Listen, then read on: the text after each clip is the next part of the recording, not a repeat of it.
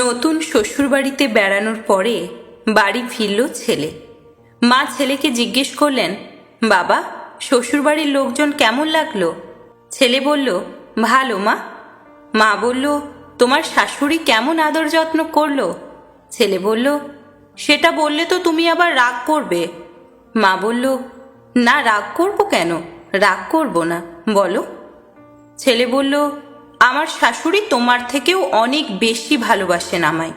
তুমি তো একটা মুরগি রাঁধলে আমাকে ছোট একটা টুকরো দাও, আমার শাশুড়ি আমাকে আস্ত একটা মুরগি দেয়। কত রকম পিঠে, খেতে বসলে পাশে বসে বাতাস করেন। এক কথায় তোমার থেকে অনেক গুণ বেশি ভালোবাসে আমাকে। আসার সময় তো আসতে দিতেই চাননি, বললেন আর কটা দিন থেকে যাও। তবুও জোর করে চলে আসলাম। দূর দেখা যায় পথের দিকে তাকিয়েছিলেন।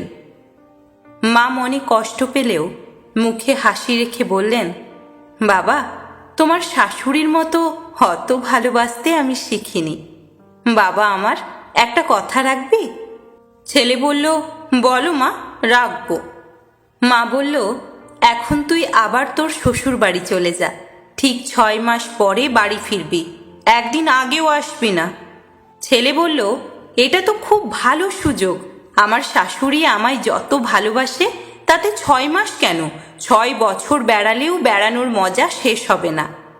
মা বললেন, ঠিক আছে বাবা, তাহলে তুমি যাও। ছেলে বউকে নিয়ে শ্বশুরবাড়ি ফিরে গেল। শাশুড়ি জামাইকে দেখে বলল, কি বাবাজি, বাড়িতে গেলে না? গিয়েছিলাম, আবার আপনার কথা মনে পড়ল, তাই চলে এলাম। শাশুড়ি একগাল হাসি নিয়ে বলল, ভালো করেছ। শ্বশুরমশাই বাড়ি ফিরে দেখল জামাই ঘরে। ঘরে ঢুকে বউকে বলল, কি গো, তোমার জামাই বাড়ি যায়নি? তিনি উত্তরে বলল, গিয়েছিল, আবার ফিরে এসেছে। আমার কথা নাকি খুব মনে পড়ছিল। শ্বশুর বলল, কেমন বেয়াক্কেলে জামাই, এই 1 সপ্তাহ বেরিয়ে সকালে গেল, আবার বিকেলেই চলে এলো। শাশুড়ি বলল, চুপ করো, শুনতে পাবে। 2-1 দিনই তো, আবার চলে যাবে। জামাই বেচারা সব কথা শুনে ফেলল। ভাবছে, এইটুকু সময়ের মধ্যে এত পরিবর্তন। হোক, 6 মাস বেড়াতে হবে। এখন আর আগের মতো আস্ত মুরগি তো দূরের কথা, নিয়মিত মাছ ভাতও জোটে না। কয়েকদিন পর সকালবেলা একটা জাল হাতে ধরিয়ে দিয়ে বলল, বাবা, খালি বসে বসে খাবে কি দিয়ে? কয়টা মাছ ধরে নিয়ে আসো। পরের দিন গরুর দড়ি হাতে দিয়ে বলল, যাও, গরুটা বেঁধে রেখে আসো। পরে হাতে কাঁচি ধরিয়ে দিয়ে বলল, যাও, ঘাস কেটে আনো। এতে জামাই বাবাজি বিব্রত হলেও কিছু বলতে পারছে না। একদিন জামাই বাবার খুব জ্বর এলো।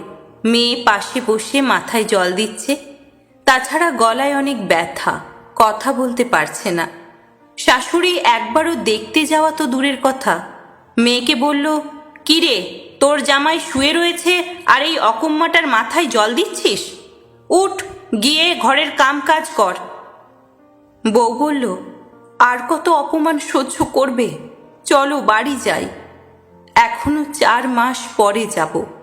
এই কথা শুনে শাশুড়ি বলল, আমার বাড়ি থেকে বের হয়ে গিয়ে অন্য কোথাও গিয়ে খেটে খাও, আমাকে মুক্তি দাও বাপু।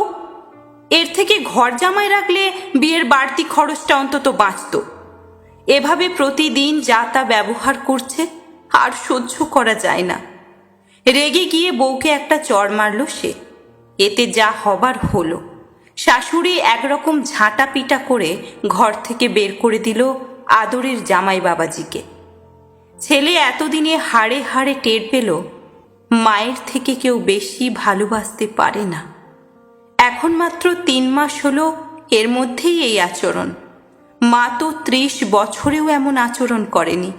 অসুখ হলে রাতের পর রাত জেগে থাকতেন, পাশে বসে কেঁদে কেঁদে প্রার্থনা করতেন। ছেলে বাড়ি গিয়ে মায়ের পায়ের উপর পড়ে বলল, মায়ের মতো আপন পৃথিবীতে কেউ হতে পারে না। আমাকে মাফ করে দাও মা, আমাকে মাফ করে দাও।